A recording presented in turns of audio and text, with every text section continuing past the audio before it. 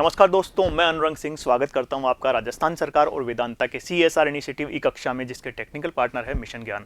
दोस्तों, आज हम पढ़ेंगे कक्षा 12 के इतिहास विषय का अध्याय 2, जिसका नाम है भारतीय इतिहास के स्वर्णिम पृष्ठ।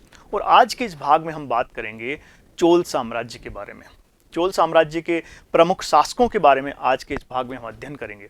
दोस्तों, चोल साम्राज्य जो है वो भारतीय इतिहास एवं संस्कृति में एक बहुत ही महत्वपूर्ण भूमिका निभाता है। और विशेषकर अगर हम बात करें दक्षिण भारतीय इतिहास की, तो वो दक्षिण भारतीय इतिहास का महानतम साम्राज्य की संज्ञा रखने का महत्व रखता है। और इसके अतिरिक्त विशेषकर उसने न केवल दक्षिण भारतीय इतिहास में महत्वपूर्ण भूमिका निभाई, बल्कि तात्कालिक संपूर्ण भारत को अपनी विजयों से, अपनी नीतियों से प्रभावित किया। उसके शासकों ने न केवल भारत में अपना साम्राज्य स्थापित किया, बल्कि भारत से बाहर विशेषकर दक्षिण पूर्वी एशिया, चीन और श्रीलंका और मालदीव तक भी अपनी विजय पताका फहराई। इसके दो बहुत ही महान सम्राट, जिनको राजराज प्रथम और उसके एक योग्य पुत्र राजेंद्र प्रथम के नाम से हम जानते हैं, वो अपने आप में नेपोलियन से और सिकंदर से तुलना करने योग्य हैं। तो दोस्तों, आज आइए आप पढ़ते हैं इस तरह के एक महान सम्राटों के बारे में। तो आज के भाग में केवल हम बात करेंगे चोल साम्राज्य के कुछ प्रमुख शासकों के बारे में। तो आइए शुरू करते हैं। सबसे पहले हम बात करेंगे चोल साम्राज्य को हमने दो भागों में बांट रखा है, क्योंकि दोस्तों चोल साम्राज्य का जो इतिहास है हमें दो भागों में मिलता है। इतिहास के दो कालखंडों में हमें दिखाई देता है। इसको हमने मुख्य रूप से प्रारंभिक चोल शासक और उत्तर चोल शासकों के रूप में विभाजित किया है। जो प्रारंभिक चोल शासक हैं वो संगम युगीन चोल शासक भी कहलाते हैं, क्योंकि ये जो चोल शासक हैं ये प्राचीन संगम युगीन 3 राजवंशों के साथ शासन करते हुए दिखाई देते हैं। इसके अलावा चोल, चेर और पांड्य जो 3 संगम युगीन जो शासक हैं, उनके साथ ये हमें शासन करते हुए दिखाई देते हैं। और ये ईसा की प्रारंभिक शताब्दियों का इतिहास है, जिसकी जानकारी का मुख्य स्रोत मुख्य रूप से संगम साहित्य है। और जो अशोक के अभिलेख हैं उनसे हमें इसके बारे में जानकारी मिलती है। इसके बाद जो मुख्य रूप से बात करें उत्तर चोल शासकों की, तो जो जितना इतिहास है चोल साम्राज्य का, उसमें सर्वाधिक भूमिका इसी की है। उत्तर चोल शासक जो है वो है 9वीं से 12वीं शताब्दी तक। और ये विशेष रूप से ये मध्यकालीन भारतीय इतिहास का ये हिस्सा माना जाता है। और इसे मध्यकालीन दक्षिण भारतीय इतिहास की हम चरमोत्कर्ष काल में हम शामिल करते हैं। तो आइए शुरू करते हैं। सबसे पहले हम लेंगे प्रारंभिक चोल शासकों को। तो जैसा हमने देखा कि ये दक्षिण भारत के 3 प्रमुख प्राचीन राजवंशों में से एक है। और ये राजवंश कौन कौन से हैं इसमें चोल, चेर और पांड्य। सबसे पहले हम बात करते हैं प्रारंभिक चोल शासकों के बारे में। तो प्रारंभिक चोल शासक जो थे वो प्राचीन दक्षिण भारत के इतिहास के 3 प्रमुख राजवंशों में से एक थे। इनमें एक थे चेर और दूसरे थे पांड्य, और तीसरे हम जिनकी बात कर रहे हैं चोल। तो ये प्रारंभिक 3 प्रमुख राजवंशों में से एक थे, जिनका उल्लेख हमें संगमकालीन साहित्य में मिलता है।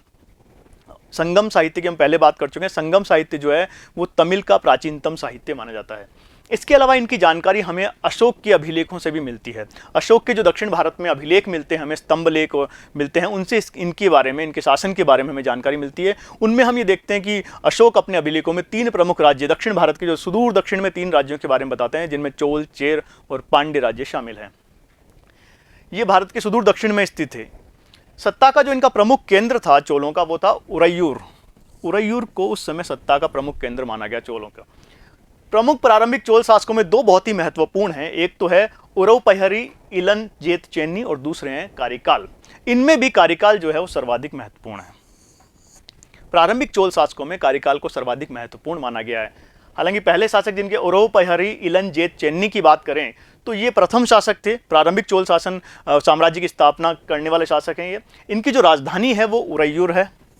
और ये जो थे ये अपने युद्ध में प्रयुक्त होने वाले सुंदर रथों के लिए बहुत ही प्रसिद्ध थे ये शासक। अब बात करते हैं कारिकल की। तो कारिकल जो थे एकमात्र प्रारंभिक चोल शासकों में एकमात्र शासक हैं जो सर्वाधिक प्रसिद्ध हैं। और इनके बाद हम देखते हैं कि जो प्रारंभिक चोल साम्राज्य है वो लगभग समाप्त हो जाता है और सदियों तक अंधकार के युग में चला जाता है। तो बात करें कारिकल की, तो कारिकल जो थे प्रारंभिक चोल शासकों में सर्वाधिक प्रसिद्ध शासक माने जाते हैं। और इन्होंने 2 प्रमुख विजय हासिल की थी। एक तो था इन्होंने वाणी के युद्ध में 11 प्रमुख राजाओं की संयुक्त सेनाओं को इन्होंने पराजित किया था। इसके अतिरिक्त इन्होंने वेहपरंदली के युद्ध में 9 शासकों को पराजित किया था। तो ये 2 इनकी बहुत ही प्रमुख विजय मानी जाती है। इसके अलावा विजय के अलावा भी इन्होंने बहुत से निर्माण कार्य भी करवाए थे, जिनमें से एक है पुहारपत्तन की स्थापना। इन्होंने कावेरी नदी के तट पर पुहारपत्तम नामक नगर की स्थापना की थी, जिसे कावेरी पट्टनम भी हम कहते हैं। इसके अलावा संगम युग की सबसे शक्तिशाली नौसेना का निर्माण भी इन्होंने किया था। और हालांकि हम देखते हैं कि पूरे चोल साम्राज्य में, पूरे चोल काल में हम ये देखते हैं कि जो उनकी नौसेना थी बहुत ही प्रमुख भूमिका निभाई है उनकी विजय अभियानों के अंदर। और इसी के कारण अपनी नौसेना के बल पर ही उन्होंने संपूर्ण दक्षिण पूर्वी एशिया को विजित किया, श्रीलंका को विजित किया, मालदीव को विजित किया, वो उनकी नौसेना थी। और इस नौसेना का जो आधारशिला रखने वाला शासक कौन है, वो है कारिकल। कारिकल की जो राजधानी थी वो उरैयूर है। ऐसा माना जाता है कि इनकी जो मृत्यु थी युद्ध क्षेत्र में ही हो गई थी। और इनकी मृत्यु के बाद लगभग 9वीं शताब्दी तक जो चोल साम्राज्य का इतिहास है वो अंधकार के युग में चला जाता है। तो इस प्रकार हमने दो प्रमुख शासकों के, प्रारंभिक चोल शासकों में दो शासकों के बारे में हमने अध्ययन किया है। आइए बात करते हैं उत्तरकालीन चोल साम्राज्य की। हमारे कोर्स का जो मुख्य हिस्सा है वो यही है, उत्तरकालीन चोल साम्राज्य। और ये जो साम्राज्य था ये लगभग 9वीं से लेकर 12वीं सदी तक कायम रहा। और ऐसा माना जाता है कि इसे दक्षिण भारतीय इतिहास का, विशेषकर मध्यकालीन दक्षिण भारतीय इतिहास का चरमोत्कर्ष काल माना जाता है। और इनकी बराबरी करने वाला उस समय, उस कालखंड में हमें कोई और दिखाई नहीं देता है। इसमें सबसे पहले हम बात करें विजयालय की। विजयालय जिनका शासनकाल 850 ईस्वी से लेकर 871 ईस्वी है, ये चोल सत्ता को पुनः स्थापित किया। हम देखते हैं कि कारिकल के बाद एक लंबे कालखंड में चोल साम्राज्य समाप्त हो जाता है, अंधकार के युग में चला जाता है। तो ये पुनः सत्ता की स्थापना, चोल सत्ता की जो मध्यकाल में स्थापना करने वाले कौन है, विजयालय हैं। और इन्हें इसीलिए कहा जाता है द्वितीय संस्थापक। चोल साम्राज्य का इसलिए इन्हें कहा जाता है द्वितीय संस्थापक। ऐसा माना जाता है कि ये पल्लवों के सामंत रहे होंगे, लेकिन इन्होंने पांड्य शासकों को पराजित करके तंजौर पर अधिकार कर लिया था। जब इन्होंने तंजौर पर अधिकार किया तो इनकी विजय पताका लगभग काफ़ी हिस्से, बड़े हिस्से पर इन्होंने विजय पताका फहराई अपने साम्राज्य की। और इन्होंने तब जाके राजधानी को बदल दिया और अपनी राजधानी का नाम रखा तंजौर। और इसके बाद के जितने भी शासक हैं, विजयालय के जो वंशज है वो तंजौर के चोल शासक कहलाने लग गए। इनकी जो उपाधि थी वो थी नरकेसरी। नरकेसरी की उपाधि इन्होंने धारण की। अब बात करते हैं आदित्य प्रथम। विजयालय के बाद जो शासक आते हैं उनका नाम है आदित्य प्रथम। इनका जो शासनकाल है वो 871 ईस्वी से लेकर 907 ईस्वी तक का है। ये जो आदित्य प्रथम है, ये ऐसे शासक जिन्होंने पूर्ण स्वतंत्र किया। हालांकि हमने देखा विजयालय जो थे वो पल्लवों के क्या थे, सामंत थे, लेकिन इन्होंने, आदित्य प्रथम ने चोलों को एक तरह से पूर्ण स्वतंत्रता प्रदान की। और इन्होंने एक उपाधि धारण की, कोदंडराम। ध्यान रखिए किस चोल शासक ने कौन सी उपाधि धारण की, ये हमें जरूर पता होना चाहिए। तो कोदंडराम की उपाधि किसने धारण की है, आदित्य प्रथम ने। और किस अवसर पर धारण की, इन्होंने पल्लव शासक अपराजित वर्मन को पराजित करके, ये उपाधि इन्होंने पल्लव शासक अपराजित वर्मन को हरा करके और उसके साम्राज्य तोड़ मंडल पर अधिकार करके कोदंडराम की उपाधि इन्होंने धारण की थी। इसके अलावा इन्होंने पांड्यों और कलिंग देश के राजाओं को भी पराजित किया था। तो हम देखते हैं कि आदित्य प्रथम जो है वो चोलों को थोड़ा पूर्ण स्वतंत्रता प्रदान करते हैं। आगे बढ़ते हैं, अब बात करें परांतक प्रथम।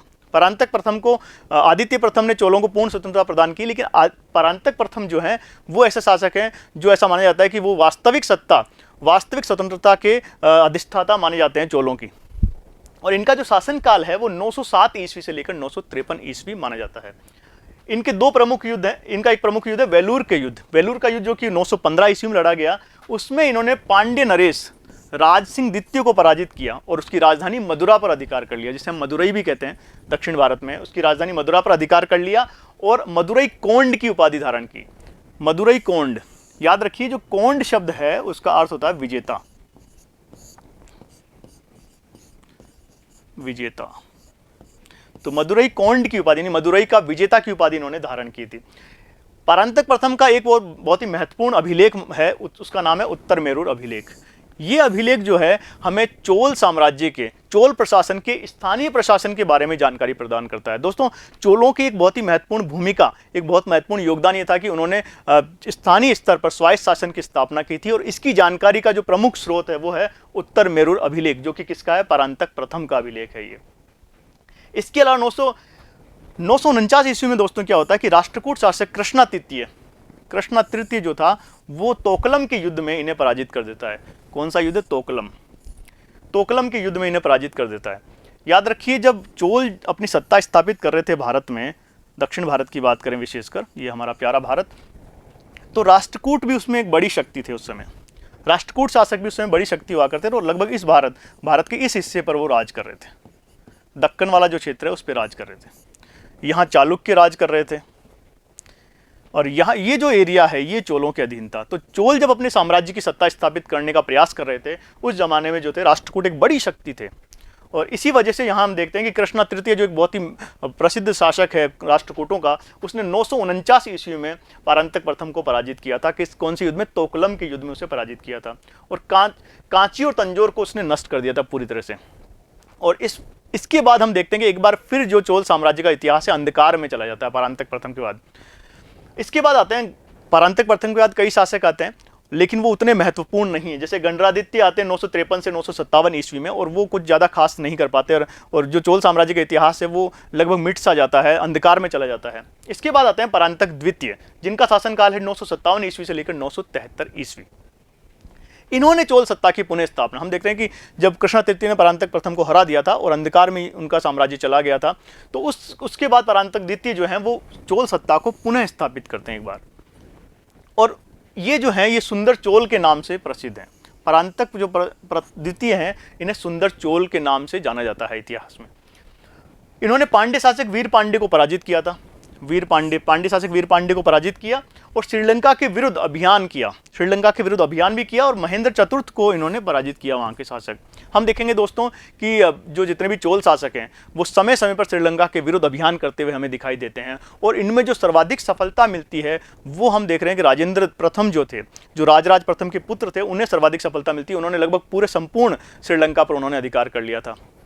तो यहाँ भी हम देख रहे हैं कि परांतक द्वितीय भी जो है वो श्रीलंका के विरुद्ध एक अभियान करते हैं और महेंद्र चतुर्थ को पराजित करते हैं। लेकिन उनके वो कितने हिस्से को अपने साम्राज्य में मिला पाते हैं इसकी हमें जानकारी नहीं है। इसके अलावा उन्होंने राष्ट्रकूटों को भी पराजित किया है। तोड़मंडम में राष्ट्रकूटों को पराजित किया और उस पर अधिकार कर लिया। प्राचीनतम चोल ताम्रपत्र अभिलेख इन्हीं के हमें मिलते हैं। परांतक द्वितीय के ही प्राचीनतम चोल ताम्रपत्र अभिलेख हमें देखने को मिलते हैं। इसके अलावा इन्हीं ही अभिलेखों में, परांतक द्वितीय को अभिलेखों में बुराई का नाश करने वाला बताया है, क्योंकि चोल सत्ता की पुनः स्थापना करते हैं इसलिए इन्हें बुराई का नाश करने वाला और मनु का अवतार कहा गया है। ध्यान रखिए कौन से चोल शासक हैं जिन्हें मनु का अवतार कहा गया या बुराई का नाश करने वाला कहा गया, वो है परांतक द्वितीय, जिनका शासनकाल 957 ईस्वी से लेकर 973 ईस्वी है। आगे बढ़ते हैं। अब हम बात करते हैं उत्तम चोल। उत्तम चोल जो है उनका कार्यकाल है 973 ईस्वी से लेकर 985 ईस्वी तक। ये परांतक द्वितीय के पुत्र हैं और आदित्य द्वितीय की हत्या कर परांतक द्वितीय के पुत्र आदित्य द्वितीय की हत्या करके ही राजा बनते हैं।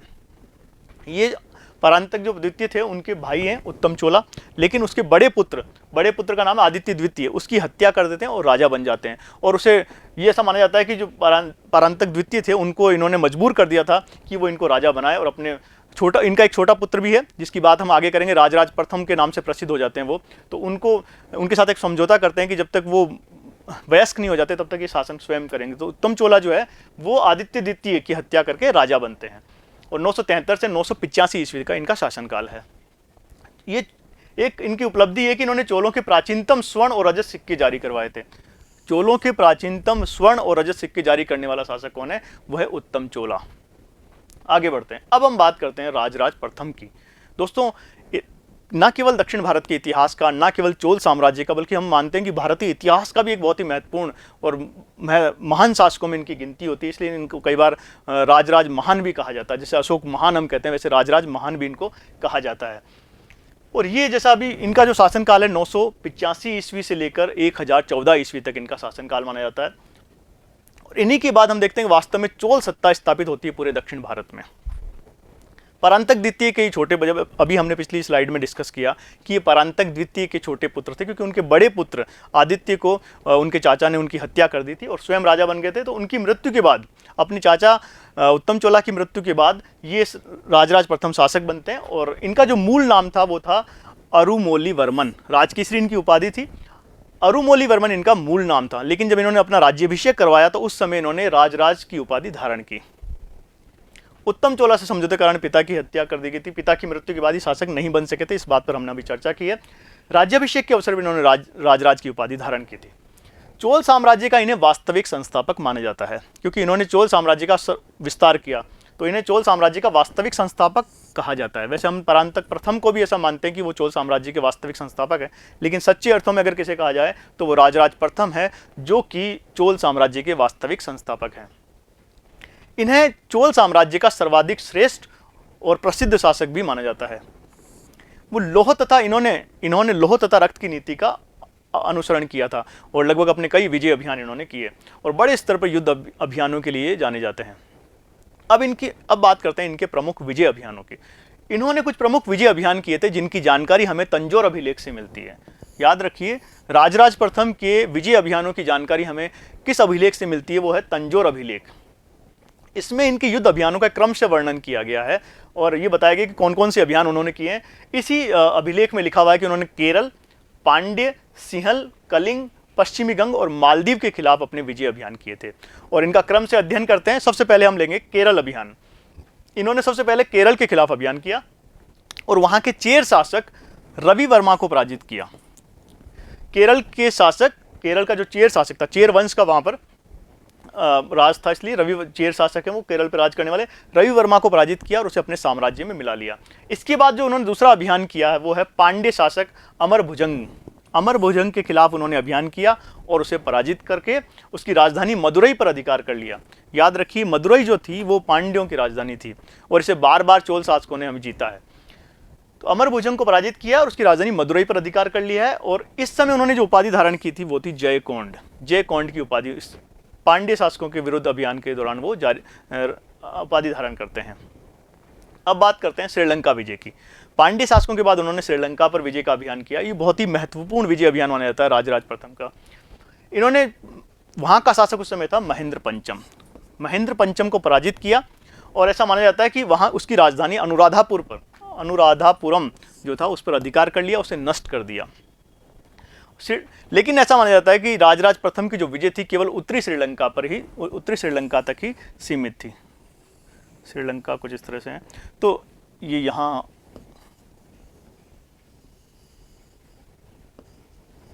अगर हम भारत की बात करें तो इस तरह से, तो उत्तरी श्रीलंका हमने बड़ा बना लिया थोड़ा श्रीलंका। तो श्रीलंका जो था उसके केवल उत्तरी हिस्से पर ही इन्होंने अधिकार कर पाए थे ये। फिर इनके जो पुत्र थे राजेंद्र प्रथम, उन्होंने संपूर्ण श्रीलंका को विजित किया था, ऐसा माना जाता है। तो इनकी जो विजय श्री थी उत्तरी श्रीलंका पर इन्होंने विजय प्राप्त की और जो वहाँ की राजधानी थी अनुराधापुरम को नष्ट कर दिया। इसके अलावा वहाँ उन्होंने एक नई राजधानी बनाई थी, पोलोनुरवा जो जगह थी उसको नई राजधानी बनाया और उसे जगन्नाथ मंडलम नाम दिया। उस राजधानी, जो नई राजधानी बनाई थी पोलोनुरवा, उसको जगन्नाथ मंडलम नाम प्रदान किया और वहां उन्होंने एक शिव का एक मंदिर भी बनाया था।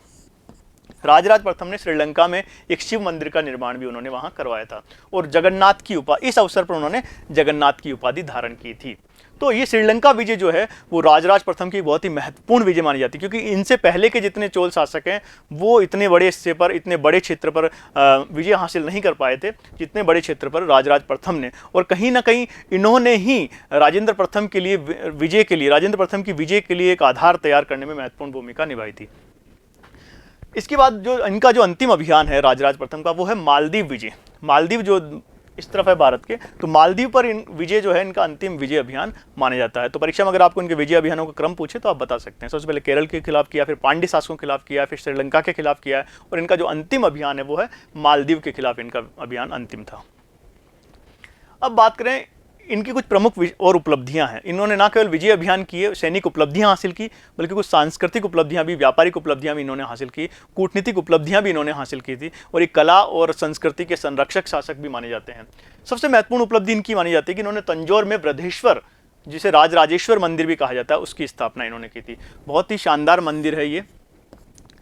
इन्होंने बृहदेश्वर मंदिर की स्थापना कहाँ की? तंजौर में इन्होंने बृहदेश्वर मंदिर की स्थापना की। इसके अलावा शैलेंद्र शासक जो थे, शैलेंद्र शासक कहाँ राज करते थे? शैलेंद्र शासक, जिनका कि साम्राज्य श्रीविजय साम्राज्य कहलाता था, ये दक्षिण पूर्वी एशिया के जो शासक थे उन्हें शैलेंद्र शासक कहा जाता है और उनका जो साम्राज्य था वो श्रीविजय साम्राज्य कहलाता है।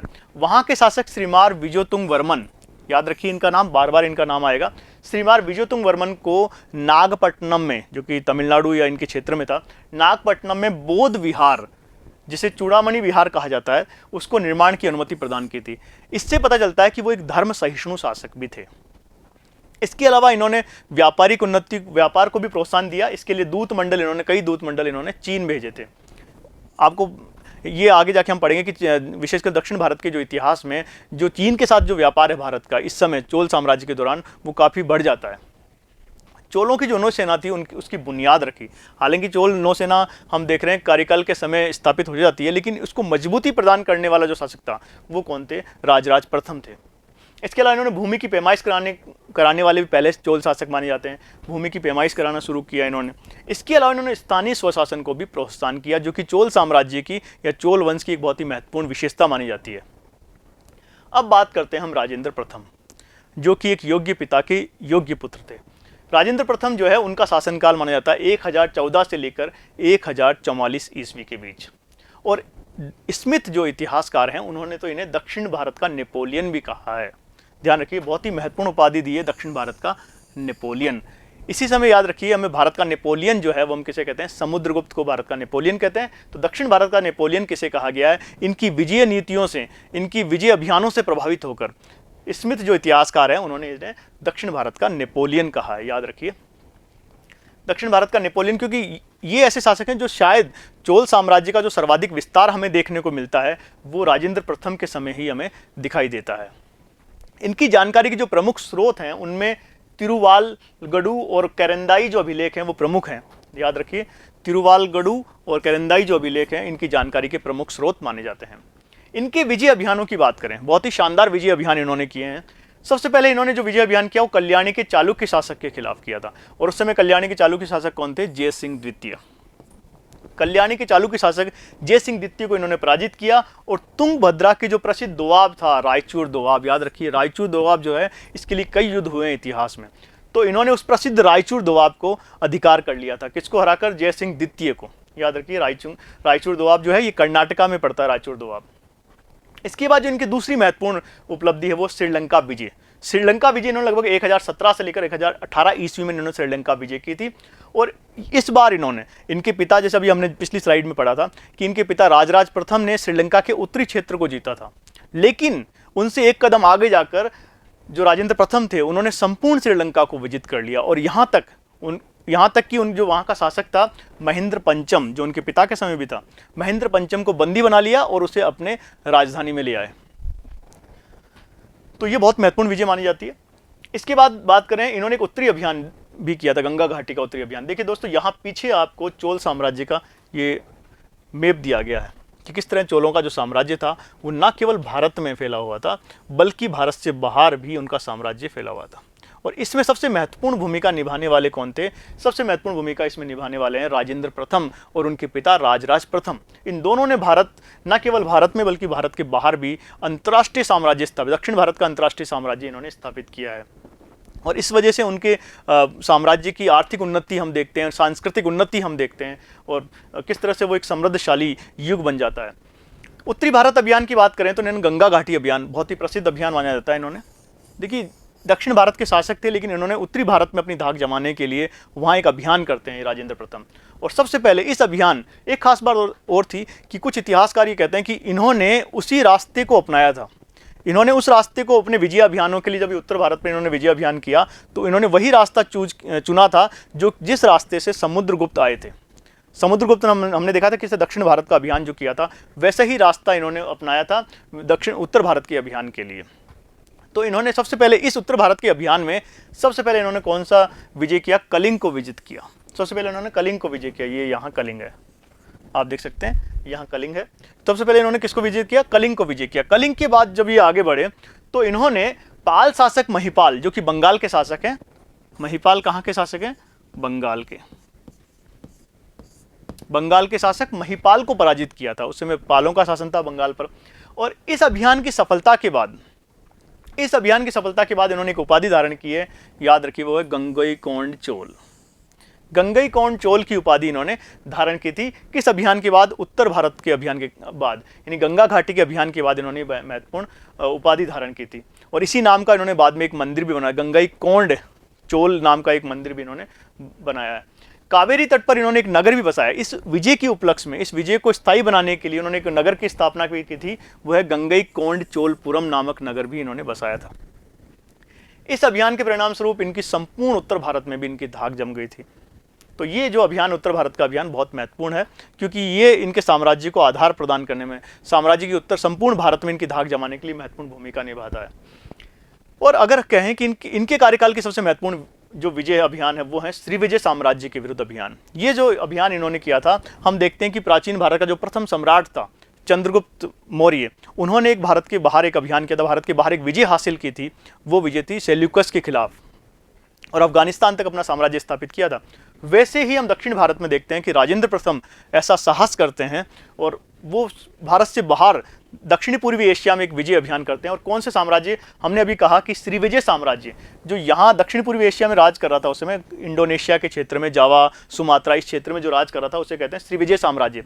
तो उसके विरुद्ध एक सैनिक अभियान किया था। हालांकि इनसे पहले कि चोल शासकों ने उनसे अच्छे सांस्कृतिक संबंध बनाए थे। हालांकि शुरू के कुछ वर्षों में राजेंद्र प्रथम ने भी श्रीविजय साम्राज्य के साथ सांस्कृतिक संबंध स्थापित किए, लेकिन ऐसा माना जाता है कि कहीं चीन और भारत के बीच जो होने वाला जो व्यापार था उसमें कुछ अड़ंगे डाल रहा था श्रीविजय साम्राज्य। तो उन्हें उस व्यापार को सुगम बनाने के लिए, उस चीन और भारत के बीच होने वाले व्यापार को सुगम बनाने के लिए राजेंद्र प्रथम ने श्रीविजय साम्राज्य के विरुद्ध यह अभियान किया था। और यह अभियान उन्होंने किया था 1035 ईस्वी में।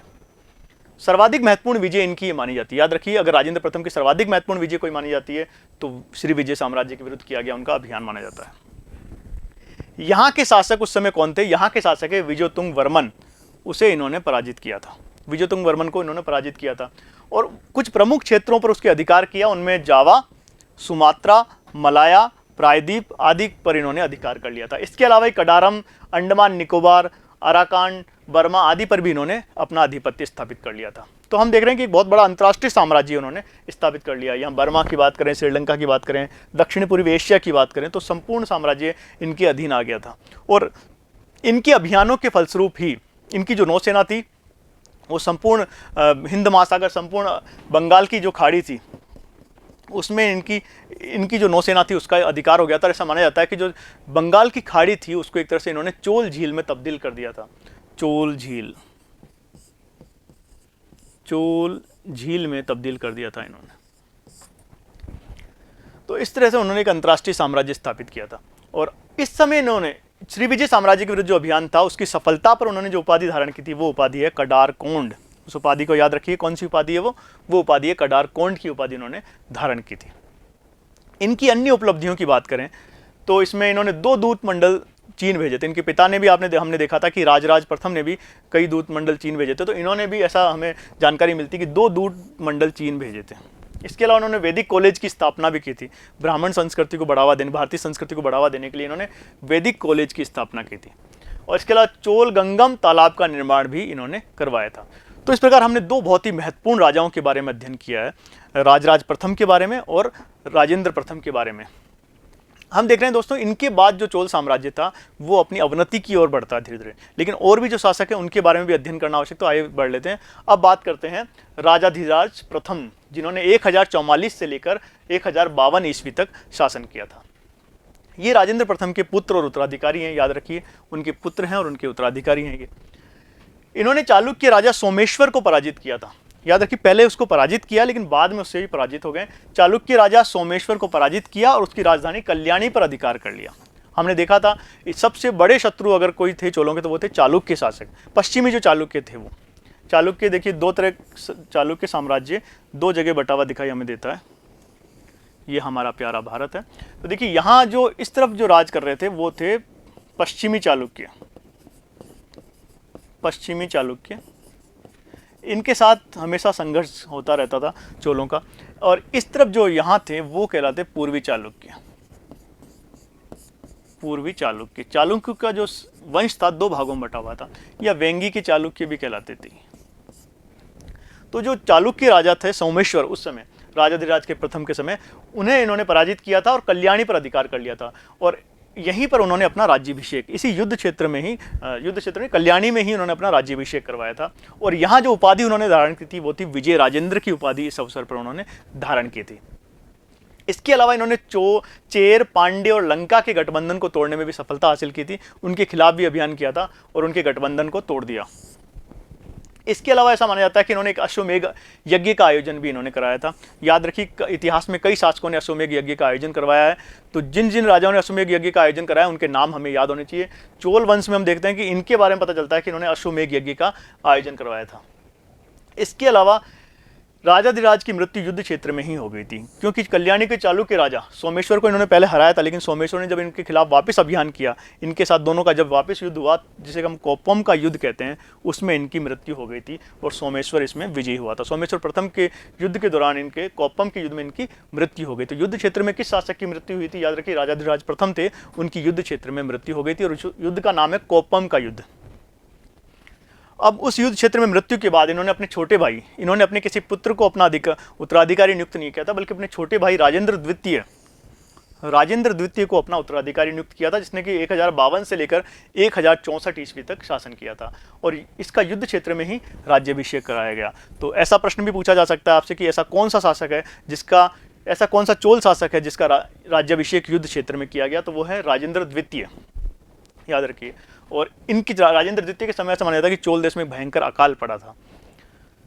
आगे बढ़ते हैं, अब बात करें वीर राजेंद्र प्रथम की, जिनका शासनकाल है 1064 से लेकर 1070 ईस्वी तक। ये चालुक्य शासक सोमेश्वर प्रथम को इन्होंने सोमेश्वर प्रथम को पराजित किया था। याद रखिए, चालुक्य शासक सोमेश्वर, चालुक्यों का और चोलों का युद्ध हमें आपसी जो लड़ाई झगड़े हैं इनके हमें दिखाई देंगे बार बार। चालुक्य शासक सोमेश्वर प्रथम को इन्होंने पराजित किया और तुंगभद्रा नदी के किनारे एक विजय स्तंभ बनाया इस अवसर पर। तो इस विजय के उपलक्ष्य में उन्होंने एक विजय स्तंभ का निर्माण करवाया, कहाँ? तुंगभद्रा जो नदी है उसके किनारे पर। और इस पराजय से ऐसा माना जाता है कि चालुक्य शासक सोमेश्वर इस पराजय से इतना दुखी हुआ कि उसने तुंगभद्रा नदी में डूबकर आत्महत्या कर ली। तो सोमेश्वर ने आत्महत्या की। इसके बाद जो शासक आते हैं वो है कुलोतुंग प्रथम, जिनका शासनकाल 1070 से लेकर 1120 ईस्वी माना जाता है। दोस्तों, अब शासक आते हैं कुलोतुंग प्रथम, जिनका शासनकाल है 1070 ईस्वी से लेकर 1120 ईस्वी तक।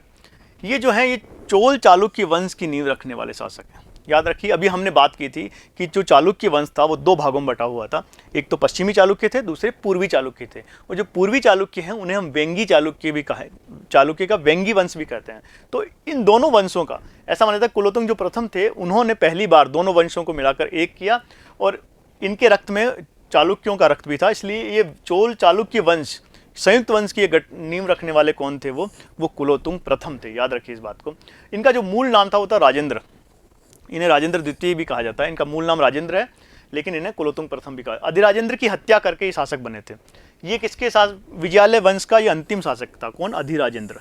जो अधिराजेंद्र थे वो विजयालय वंश के अंतिम शासक थे, उनकी हत्या करके कुलोतुंग प्रथम शासक बने थे। और वहाँ एक विद्रोह, ऐसा मानते हैं कि उन्होंने एक विद्रोह करवा दिया था और स्वयं शासक बने, और इस प्रकार उन्होंने चोल और चालुक्य वंश की नींव रखी थी।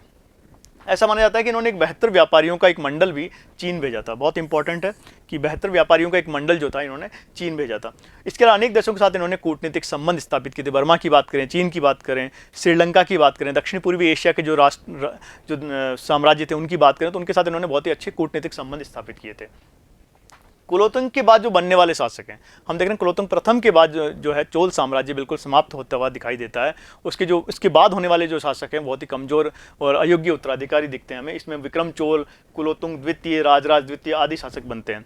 और राजेंद्र तृतीय जो थे वो चोल साम्राज्य के अंतिम शासक माने जाते हैं, जिन्होंने 1250 से लेकर 1279 ईस्वी तक शासन किया था। ये अंतिम चोल शासक माने जाते हैं। और इनके बाद ऐसा माना जाता है कि पांड्यों ने, जो सुंदर पांड्य नाम के राजा थे पांड्यों के, उन्होंने इन्हें पूरी तरह से चोल राज्य को समाप्त करके उस पर अधिकार कर लिया था। तो दोस्तों, आज इस प्रकार हमने पूरे इस भाग में बात की कि किस प्रकार जो चोल साम्राज्य की स्थापना होती है वो अपने चरमोत्कर्ष पर पहुंचता है और किस प्रकार उसका एक अंत होता है। और चोल साम्राज्य न केवल दक्षिण भारतीय इतिहास का बल्कि पूरे भारतीय इतिहास का एक स्वर्णिम पृष्ठ के रूप में हमें दिखाई देता है। आगे के भाग में हम बात करेंगे चोलकालीन कला के बारे में, साहित्य के बारे में, धर्म के बारे में और सबसे महत्वपूर्ण चोलों के प्रशासन के बारे में। तब तक के लिए धन्यवाद।